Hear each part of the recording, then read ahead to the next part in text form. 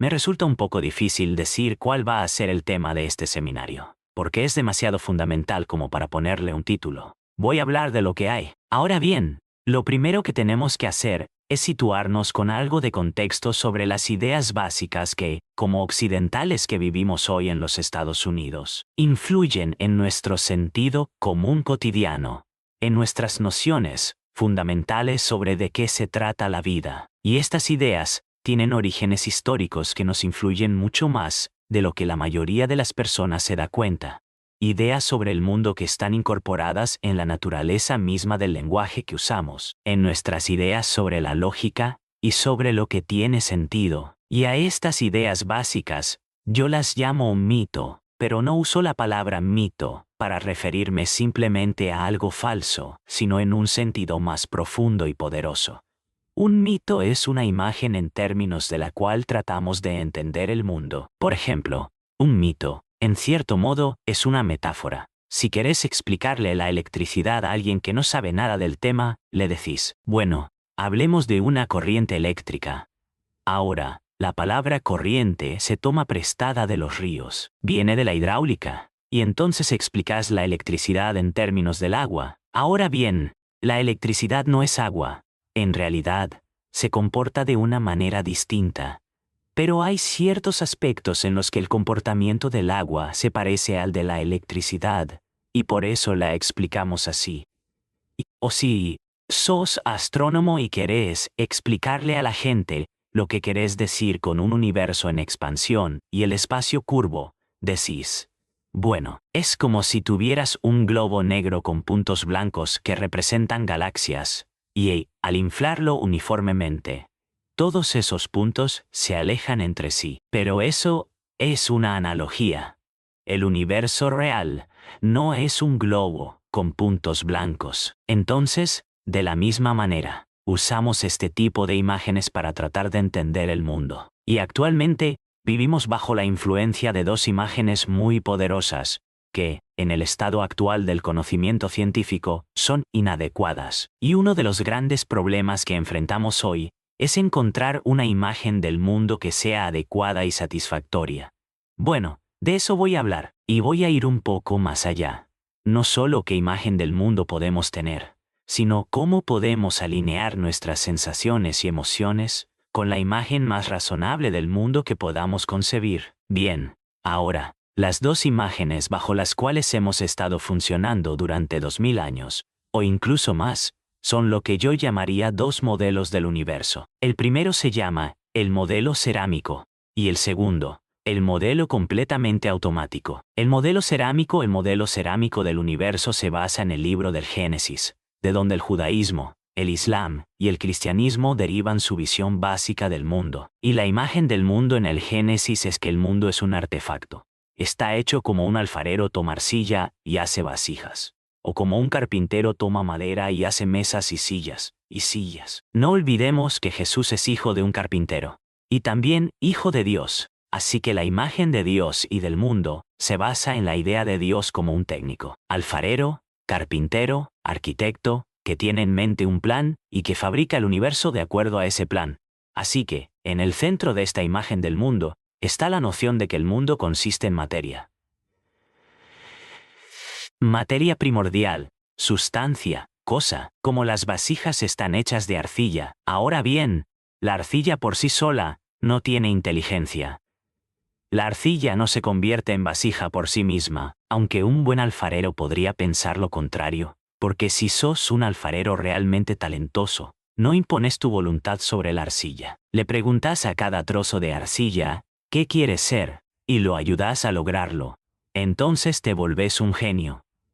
Pero la idea común de la que hablo es que la arcilla simplemente no tiene inteligencia, es solo materia. Y el alfarero le impone su voluntad para que se convierta en lo que él quiera. Así, en el libro del Génesis, el Señor Dios crea a Adán del polvo de la tierra, es decir, hace una figurilla de arcilla, y luego sopla en ella, y cobra vida, porque la arcilla se vuelve animada al recibir algo externo. Por sí sola, la arcilla no tiene forma ni inteligencia, y por eso necesita una inteligencia y una energía externas para cobrar vida y tener sentido. Y de esta forma, Heredamos una concepción de nosotros mismos como artefactos, como algo que fue fabricado. Y es perfectamente natural en nuestra cultura que un niño le pregunte a su madre, ¿cómo fui hecho? O ¿quién me hizo? Y esta es una idea muy, muy poderosa. Pero, por ejemplo, no es compartida por los chinos ni por los hindúes. Un niño chino no le preguntaría a su madre, ¿cómo fui hecho? Sino que podría preguntarle, ¿cómo crecí? Lo cual es un procedimiento completamente distinto, porque hacer algo implica armarlo, juntar partes, o trabajar desde afuera hacia adentro, como hace un escultor con una piedra o un alfarero con la arcilla. Pero cuando ves crecer algo, ocurre exactamente en la dirección opuesta. Funciona desde adentro hacia afuera. Se expande, florece, brota y sucede en todo su ser al mismo tiempo. Es decir, una forma simple original, como una célula viva en el útero, se va complicando progresivamente. Ese es el proceso de crecimiento, y es muy distinto al proceso de fabricación. Pero históricamente, hemos pensado el mundo como algo hecho, fabricado. La idea era que los árboles, por ejemplo, son construcciones, igual que las mesas o las casas, y por eso mismo, se marca una diferencia fundamental entre lo hecho y quien lo hace. Y esta imagen, este modelo cerámico del universo, se originó en culturas donde el sistema de gobierno era monárquico, y por lo tanto, el creador del universo también fue concebido como el rey del universo, rey de reyes, señor de señores, el único gobernante de príncipes, que desde tu trono observa a todos los habitantes de la tierra. Estoy citando el libro de oración común. Y así, todas las personas que se orientan al universo de esta manera se sienten relacionadas con la realidad última como un súbdito ante un rey, y por lo tanto, mantienen una relación muy humilde con aquello que gobierna todo esto. Me resulta curioso que, en Estados Unidos, donde las personas son ciudadanas de una república, tengan una visión monárquica del universo, porque estamos arrastrando desde culturas del antiguo Oriente Medio la idea de que el Señor del universo debe ser venerado de cierta forma. La gente se arrodilla, la gente se inclina, la gente se postra. ¿Y saben cuál es la razón de todo eso? Que nadie le teme tanto a los demás como un tirano.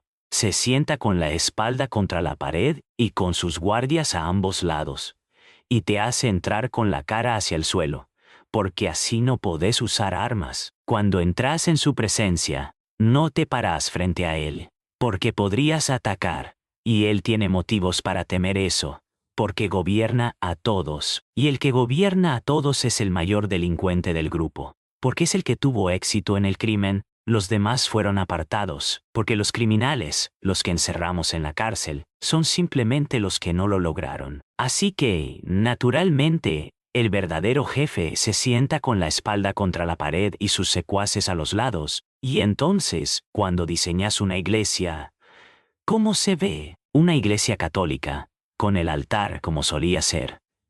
Ahora está cambiando, porque la religión católica está cambiando, pero la Iglesia Católica tiene el altar al fondo, contra la pared del este, pero ahí está el trono de Dios, el altar, y toda la gente lo mira y se arrodilla, y una gran catedral católica se llama basílica, del griego basileus, que significa rey. Entonces, una basílica es la casa de un rey.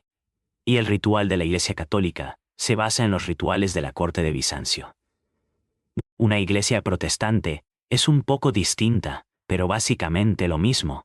El mobiliario de una iglesia protestante se basa en una corte judicial, el púlpito, el juez, y el juez en una corte estadounidense lleva una túnica negra, viste exactamente igual que un ministro protestante, y todos se sientan en estos compartimentos, como hay un banco para el jurado, un banco para el juez, un banco para esto, un banco para aquello. Y esos son los bancos en una iglesia protestante del tipo colonial.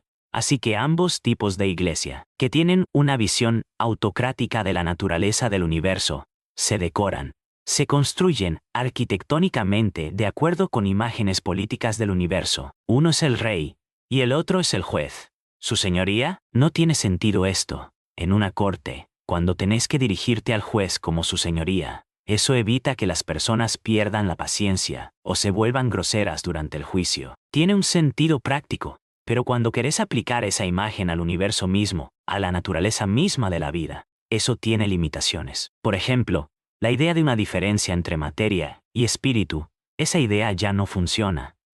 Hace mucho tiempo que los físicos dejaron de preguntar, ¿qué es la materia? Empezaron así.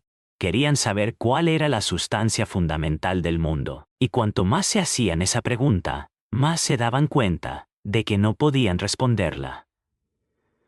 Porque si vas a decir qué es la materia, tenés que describirla en términos de comportamiento, es decir, en términos de forma, en términos de patrón. Tenés que decir lo que hace, describir las formas más pequeñas que podés ver. ¿Ves lo que pasa? Mirás, por ejemplo, un pedazo de piedra y querés saber ¿de qué está hecho este pedazo de piedra? Entonces usas un microscopio, y en lugar de ver un bloque sólido, ves un montón de pequeñas formas, pequeños cristales. Y decís, bien, hasta aquí, vamos bien. Ahora, ¿de qué están hechos esos cristales? Y usas un instrumento más potente, y encontrás que están hechos de moléculas, y luego, usás instrumentos todavía más poderosos para averiguar de qué están hechas las moléculas, y empezás a describir átomos, electrones, protones, mesones, todo tipo de partículas subatómicas, pero nunca llegás a la sustancia básica, porque no existe. Lo que pasa es esto. La materia es una palabra para describir el mundo cuando nuestros ojos están desenfocados. Materia difusa. La idea de materia es que está indiferenciada, como una especie de sustancia blanda, y cuando tus ojos no están enfocados, todo se ve borroso. Pero cuando enfocas bien, ves forma, ves patrón. Pero cuando cambias el nivel de aumento y te acercas más y más, volvés a ver borroso antes de ver con claridad. Así que cada vez que ves borroso, pensás, debe haber alguna clase de sustancia ahí, pero cuando enfocas bien, ves una forma. Y así, lo único de lo que podemos hablar es de patrones. Nunca podemos hablar de la sustancia de la que se supone que están hechos esos patrones, porque en realidad no tenés por qué suponer que existe una. Es suficiente hablar del mundo en términos de patrones. Eso describe todo lo que se puede describir. Y entonces, no tenés que suponer que hay alguna materia que constituye la esencia del patrón, del mismo modo que la arcilla constituye la esencia de las vasijas. Y por eso, no necesitas suponer que el mundo es una especie de masa pasiva, torpe, sin inteligencia, a la que una agencia externa tiene que dar forma y convertir en figuras inteligentes. Así que la imagen del mundo, según la física más sofisticada de hoy, no es materia formada, arcilla moldeada, sino patrón, un patrón que se mueve por sí mismo, que se diseña a sí mismo, una danza. Pero aún no lo hemos comprendido del todo a nivel del sentido común individual. El modelo totalmente automático bueno, con el paso del tiempo. En la evolución del pensamiento occidental, la imagen cerámica del mundo tuvo problemas y se transformó en lo que yo llamo el modelo totalmente automático o imagen del mundo. En otras palabras, la ciencia occidental se basó en la idea de que existen leyes de la naturaleza y obtuvo esa idea del judaísmo, el cristianismo y el islam, es decir, el alfarero, el creador del mundo, al principio de todo, estableció las leyes. Y la ley de Dios, que también es la ley de la naturaleza, se llama el Logos. Y en el cristianismo, el Logos es la segunda persona de la Trinidad, encarnado como Jesucristo, quien es por lo tanto el ejemplo perfecto de la ley divina. Así que hemos tendido a pensar en todos los fenómenos naturales como obedeciendo leyes, como si, en otras palabras, las leyes del mundo fueran como los rieles por los que corre un tranvía o un tren. Y estas cosas existen de cierta manera, y todos los eventos responden a esas leyes. ¿Conoces ese limerick? Había un joven que dijo, «Maldita sea, pues ciertamente, parece que soy una criatura que se mueve en canales determinados, ni siquiera soy un colectivo, soy un tranvía». Entonces, acá está esta idea de que hay un tipo de plan, y todo responde y obedece ese plan. Bueno, en el siglo XVIII, los intelectuales occidentales empezaron a sospechar de esta idea. Lo que sospechaban era si en verdad existía un legislador, si existía un arquitecto del universo. Y descubrieron, o razonaron, que no hacía falta suponer que existía uno. ¿Por qué? Porque la hipótesis de Dios no ayuda a hacer ninguna predicción.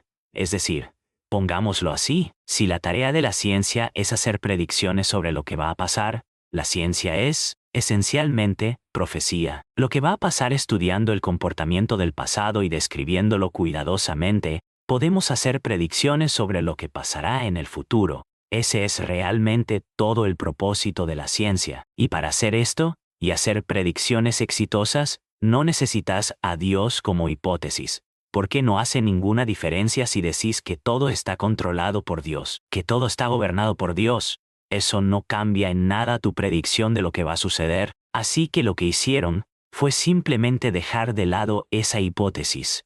Pero mantuvieron la hipótesis de la ley, porque si podés predecir, si podés estudiar el pasado y describir cómo se comportaron las cosas, y encontrás ciertas regularidades en el comportamiento del universo, a eso lo llamás ley. Aunque puede que no sea una ley en el sentido común de la palabra, es simplemente una regularidad. Entonces lo que hicieron fue deshacerse del legislador y quedarse con la ley. Así, concibieron el universo en términos de un mecanismo, algo que funciona según principios regulares, mecánicos, como un reloj.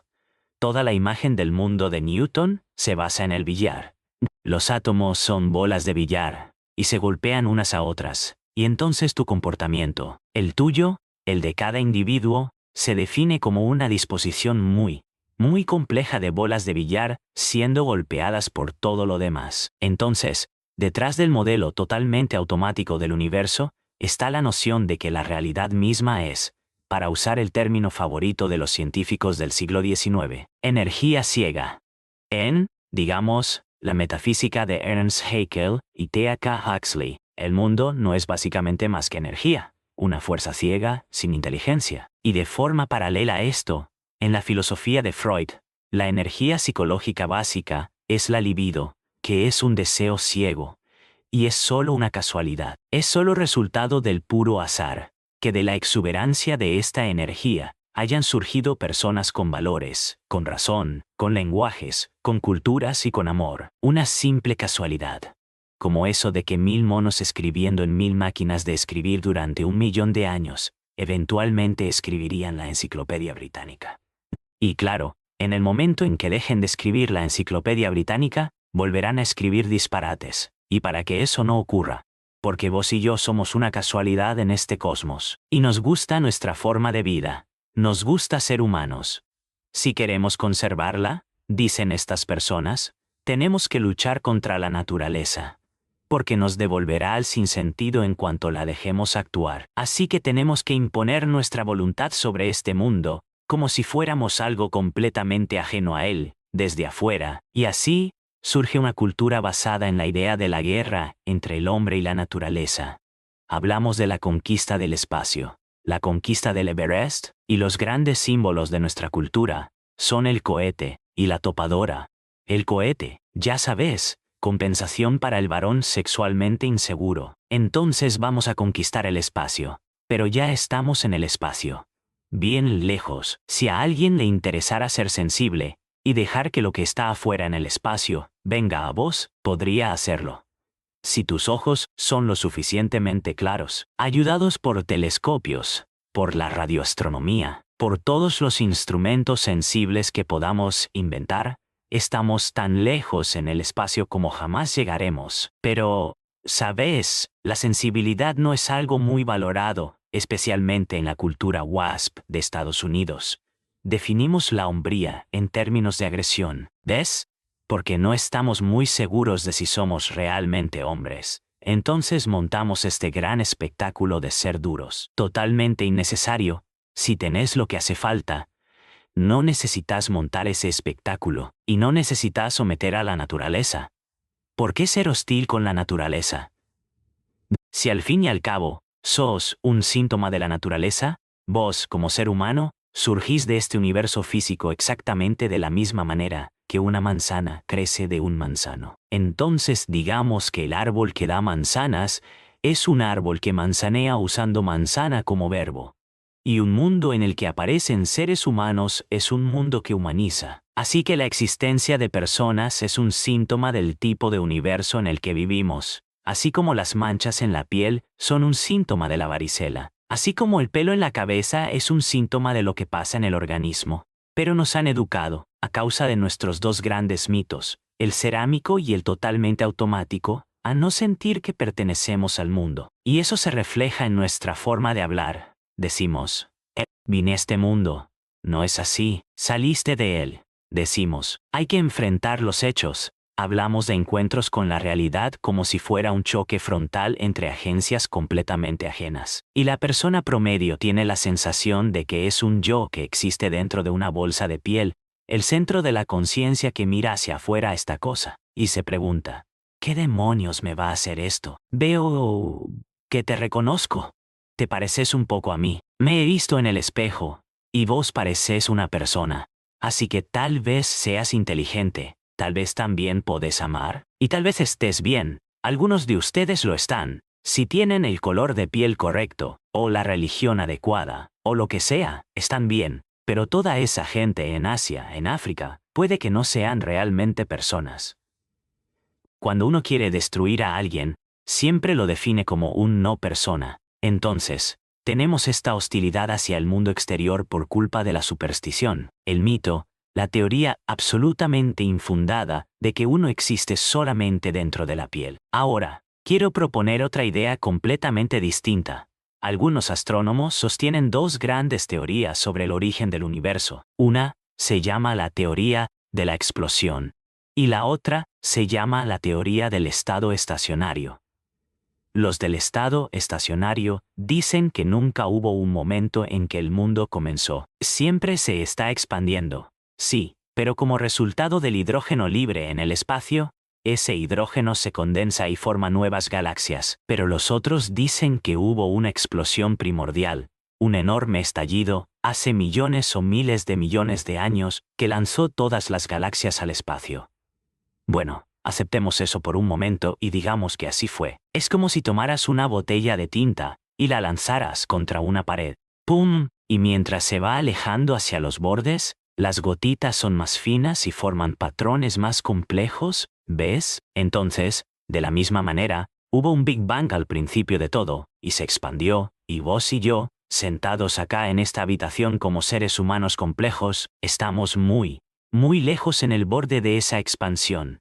Somos los pequeños patrones complicados en la periferia. Muy interesante. Pero nos definimos como si fuéramos solo eso. Si pensás que estás solo dentro de tu piel, te definís como un pequeño rizo muy complicado. Allá en el borde de esa explosión, muy lejos en el espacio y en el tiempo. Hace miles de millones de años.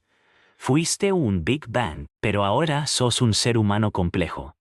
Y entonces nos cortamos a nosotros mismos así, y no sentimos que seguimos siendo el Big Bang. Pero lo sos, depende de cómo te definas. En realidad, si así comenzaron las cosas, si hubo un Big Bang en el principio, no sos algo que resulta del Big Bang, no sos un tipo de marioneta al final del proceso. Sos, todavía el proceso. Sos el Big Bang, la fuerza original del universo que se manifiesta como quien quiera que seas. ¿Ves? Cuando te encuentro, no veo solo lo que vos definís como vos mismo, el señor tal, la señora cual. Veo a cada uno de ustedes como la energía primordial del universo que se me presenta de esta forma particular. Yo sé que también soy eso. Pero hemos aprendido a definirnos como separados de eso. La ilusión de las cosas separadas entonces, uno de los que yo llamaría problemas básicos por los que primero tenemos que pasar es entender que no existen cosas como cosas. Es decir, cosas separadas o eventos separados. Eso es solo una forma de hablar. Si podés entender esto, no vas a tener más problemas. Una vez les pregunté a un grupo de estudiantes de secundaria, ¿qué quieren decir con una cosa? Y al principio me dieron todo tipo de sinónimos. Dijeron, es un objeto, que no es más que otra palabra para cosa. No te dicen nada sobre qué quieren decir con una cosa. Finalmente, una chica muy inteligente de Italia que estaba en el grupo dijo, una cosa es un sustantivo. Y tenía toda la razón.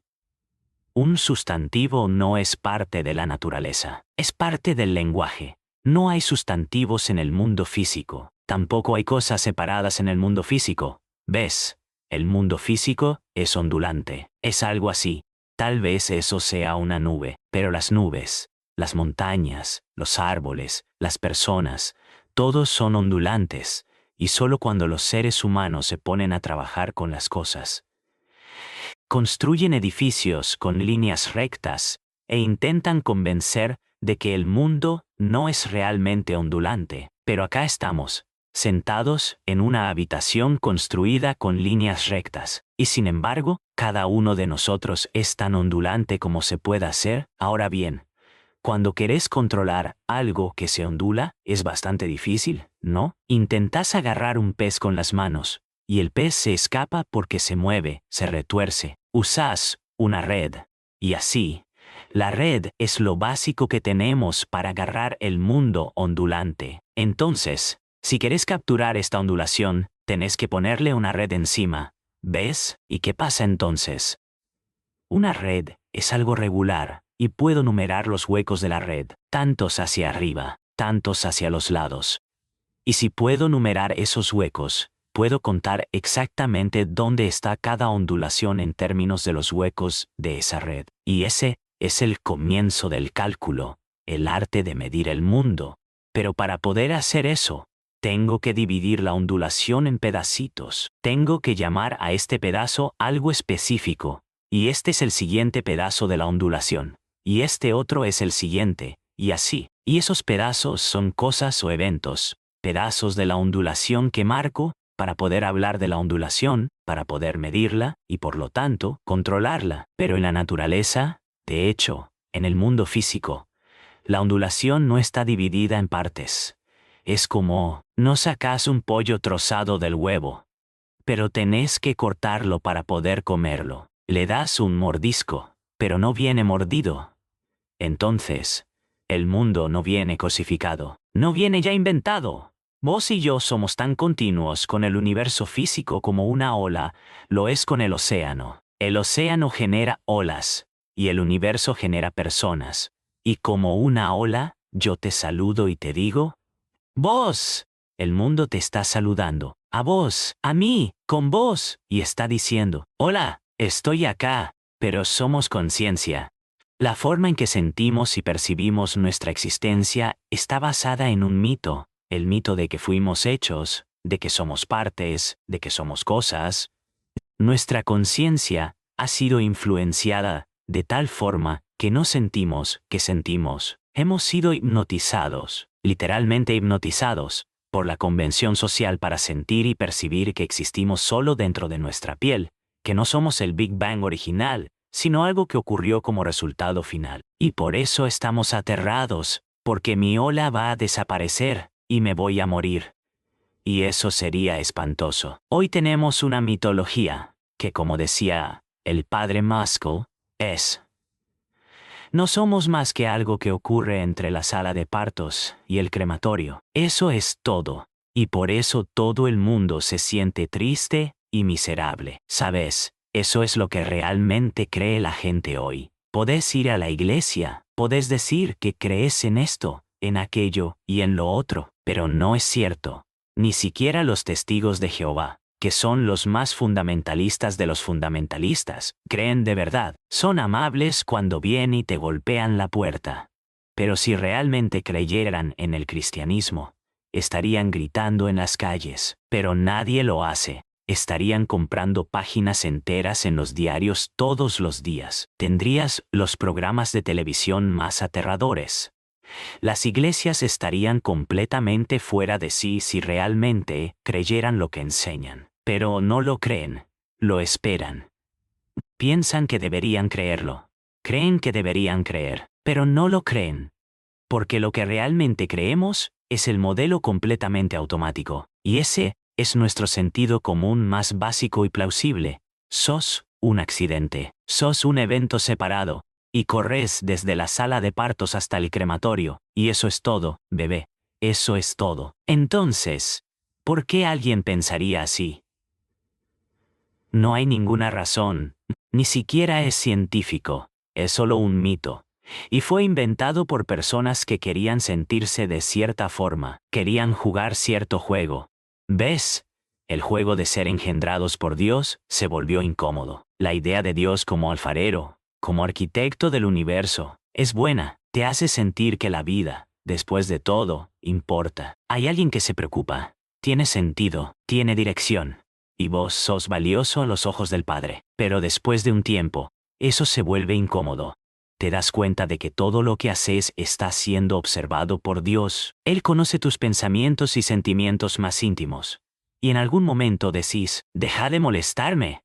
No quiero que estés cerca, así que te volvés ateo solo para sacártelo de encima. Y después te sentís terrible, porque te deshiciste de Dios. Pero eso significa que te deshiciste de vos mismo. No sos más que una máquina, y tu idea de que sos una máquina también es una máquina. Entonces, si sos un pibe inteligente, te suicidas. Camus dijo. Solo hay una pregunta filosófica seria, y es si deberíamos o no suicidarnos. Yo creo que hay 4 o 5 preguntas filosóficas serias. La primera es, ¿quién empezó todo esto? La segunda, ¿vamos a lograrlo? La tercera, ¿dónde lo vamos a poner? La cuarta, ¿quién va a limpiar? Y la quinta, ¿es en serio? Pero igual, ¿deberías o no suicidarte? Es una buena pregunta. ¿Por qué seguir? Y solo seguir si el juego vale la pena. Ahora, el universo ha estado funcionando desde hace un tiempo increíble. Así que, en realidad, una teoría satisfactoria del universo tiene que ser una que valga la pena apostar. Eso me parece, sencillamente, sentido común elemental. Si haces una teoría del universo que no vale la pena, ¿para qué molestarse? Suicídate. Pero si querés seguir jugando, necesitas una teoría óptima para jugar. Si no, no tiene sentido. Pero las personas que acuñaron la teoría del universo completamente automático estaban jugando un juego muy curioso. Lo que querían decir era esto. Todos ustedes, los que creen en la religión, son unas viejas chismosas y soñadores ingenuos. Tienen un papá grande allá arriba, y quieren consuelo y ternura. Pero la vida es dura, la vida es ruda, y el éxito le llega a los más duros de cabeza. Esa era una teoría muy conveniente cuando el mundo euroamericano estaba colonizando a los pueblos nativos en todas partes. Decían, somos el producto final de la evolución, y somos fuertes. Mira, soy un tipo grande y fuerte porque enfrento los hechos, y la vida no es más que un montón de basura, y voy a imponer mi voluntad sobre ella y convertirla en otra cosa. ¿Ves? Soy duro de verdad. Esa es una forma de halagarse a uno mismo. Y así se volvió académicamente aceptable, y de moda pensar que ese es el modo en que funciona el mundo. En los círculos académicos, ninguna otra teoría del mundo que no sea el modelo completamente automático es respetable. Porque si sos una persona académica, tenés que ser alguien intelectualmente duro, tenés que ser espinoso. Verás, hay básicamente 2 tipos de filosofía. Uno se llama Espinas Prickles, y el otro se llama Baba Goo. Y la gente espinosa es precisa, rigurosa, lógica. Le gusta que todo esté recortado y claro. La gente babosa lo prefiere vago. Por ejemplo, en física, la gente espinosa cree que los componentes últimos de la materia son partículas. La gente babosa cree que son ondas. Y en filosofía, los espinosos son positivistas lógicos, y los babosos son idealistas, y siempre están discutiendo entre sí. Pero lo que no se dan cuenta es que ninguno puede tomar su posición sin el otro, porque no sabrías que estás defendiendo las espinas a menos que haya alguien defendiendo la baba. No sabrías qué es una espina si no supieras qué es baba, porque la vida no es ni espinas ni baba, es baba espinosa y espinas babosas. Van juntas, como adelante y atrás, como hombre y mujer, y esa es la respuesta a la filosofía. Mira, yo soy un filósofo, y no voy a discutir mucho, porque si no discutís conmigo, no sé lo que pienso. Así que si discutimos, te digo gracias, porque al tener la cortesía de tomar un punto de vista diferente, me ayudas a entender lo que quiero decir, así que no puedo deshacerme de vos. Sin embargo, esta idea de que el universo no es nada más que una fuerza sin inteligencia jugando por ahí, sin siquiera disfrutarlo, es una teoría despectiva del mundo. Fue inventada por personas que tenían un interés en crear un juego donde al rebajar el mundo, se hacían pasar por superiores. Pero eso no sirve, ya no nos alcanza, porque si realmente adoptas esa idea del mundo, estás lo que técnicamente se llama alienado. Te sentís hostil hacia el mundo. Sentís que el mundo es una trampa. Es un mecanismo. Son mecanismos electrónicos y neurológicos en los que de alguna manera caíste. Y vos, pobrecito, tenés que aguantar estar en un cuerpo que se está desmoronando, que puede tener cáncer, que puede tener esa gran picazón siberiana, y es terrible. Y esos mecánicos, los doctores, están tratando de ayudarte, pero realmente no pueden tener éxito al final. Y vos te vas a caer a pedazos. Y es un asunto sombrío. Y qué lástima. Así que si pensás que las cosas son así, bien podrías suicidarte ahora, a menos que digas, bueno, no lo hago, porque, después de todo, podría haber una condena eterna detrás de todo esto si lo hiciera. O tal vez te identificás con tus hijos, o algo así, y pensás en ellos, sin vos, y sin nadie que los apoye. Simplemente, les vas a enseñar a ser como vos. Y ellos seguirán arrastrándose para apoyar a sus hijos. Y no lo disfrutarán, y tendrán miedo de suicidarse, y también sus hijos. Todos aprenderán la misma lección. Así que, ¿ves?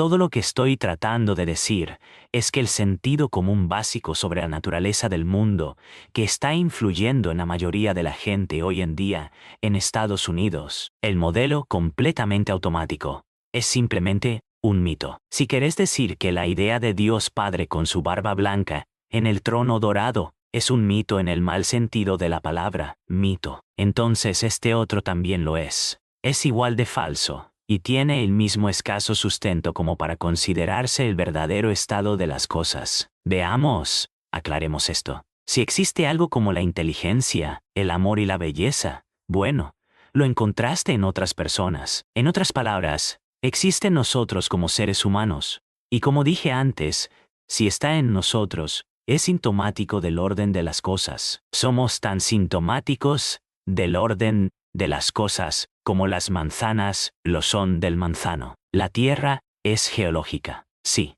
pero esta entidad geológica produce personas. Y nuestra existencia en la Tierra es un síntoma del sistema solar y de sus equilibrios.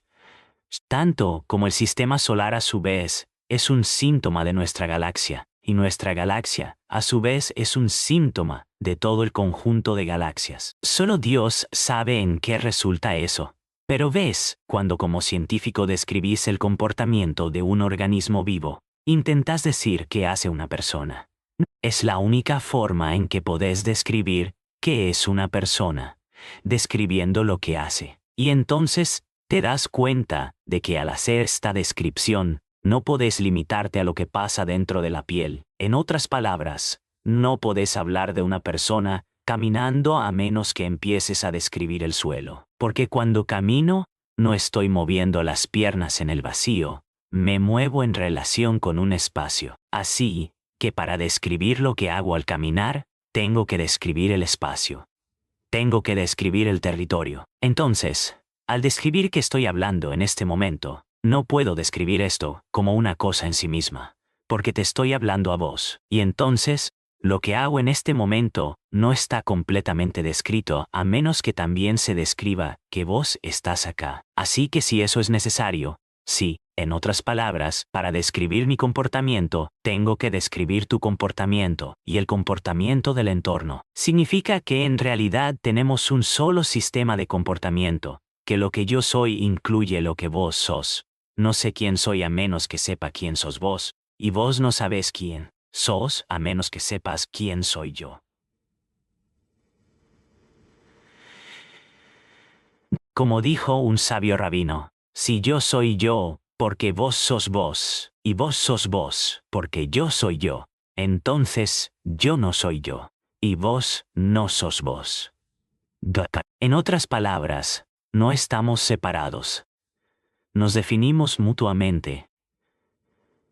Todos somos frente y dorso unos de otros. ¿Sabes? No podés, por ejemplo, tener dos palos separados. Apoyás dos palos uno contra otro. Y se sostienen porque se apoyan entre sí. Sacás uno y el otro cae. O, ¿sabes? El símbolo del nudo celta, que también es un símbolo de la Santísima Trinidad, donde hay tres anillos entrelazados. Si sacás uno, los otros dos se separan, son interdependientes. Y así, exactamente de esa manera, nosotros y nuestro entorno, y todos nosotros entre sí, somos sistemas interdependientes. Sabemos quiénes somos en términos de otras personas. Todos estamos entrelazados. Y esta es, una y otra vez, la descripción científica seria de cómo ocurren las cosas. A tal punto que cualquier buen científico sabe que lo que llamas el mundo exterior es tanto vos como tu propio cuerpo.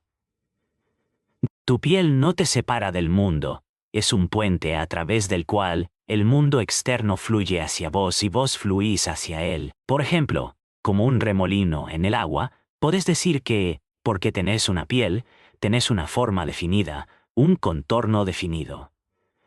Bien, acá hay una corriente de agua, y de repente hace un remolino, y luego sigue.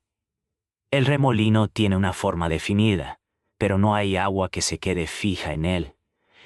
El remolino es algo que hace la corriente, y exactamente de la misma manera. El universo entero está haciendo a cada uno de nosotros, y yo te veo hoy y te reconozco mañana, igual que reconocería un remolino en una corriente. Diría, ah, sí, he visto ese remolino antes, está justo cerca de la casa de tal, en la orilla del río, y siempre está ahí, así que, del mismo modo, cuando te encuentro mañana, te reconozco, sos el mismo remolino que ayer, pero estás en movimiento. El mundo entero está fluyendo a través de vos. Todos los rayos cósmicos, toda la comida que comes, la corriente de bifes, leche, huevos, todo está fluyendo a través tuyo. Cuando te moves, es de la misma forma en que el mundo se está moviendo. La corriente te está moviendo. Pero el problema es, ves, que no se nos enseñó a sentirnos así. Los mitos que subyacen en nuestra cultura y en nuestro sentido común no nos han enseñado a sentirnos idénticos con el universo, sino solo partes de él, solo dentro de él, solo frente a él, como si fuéramos extraños. Y creo que necesitamos con urgencia comenzar a sentir que somos el universo eterno, cada uno de nosotros. De lo contrario, vamos a perder la cabeza. Vamos a suicidarnos colectivamente con cortesía de las bombas H. Y bueno, si lo hacemos, eso será todo. Y habrá experimentos de vida en otras galaxias. Quizás ellos encuentren un juego mejor.